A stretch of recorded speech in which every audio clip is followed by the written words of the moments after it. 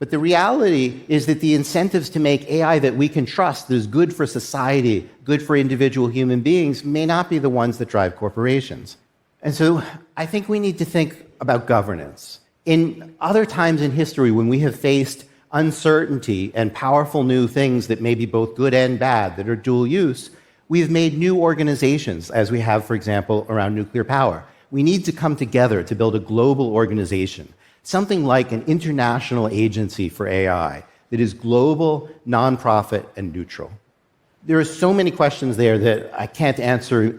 We need many people at the table, many stakeholders from around the world, but I'd like to emphasize one thing about such an organization. I think it is critical that we have both governance and research as part of it. So on the governance side, there are lots of questions. For example, in pharma, we know that you start with phase 1 trials and phase 2 trials, and then you go to phase 3. You don't roll out everything all at once on the first day. You don't roll something out to 100 million customers.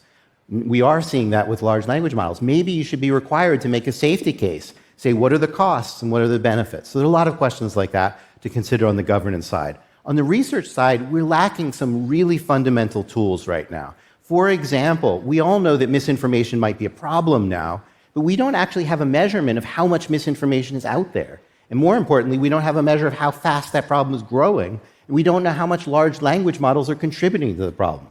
So we need research to build new tools to face the new risks that we are threatened by. It's a very big ask, but I'm pretty confident that we can get there because I think we actually have global support for this. There was a new survey just released yesterday, said that 91% of people agree that we should carefully manage AI. So let's make that happen. Our future depends on it. Thank you very much.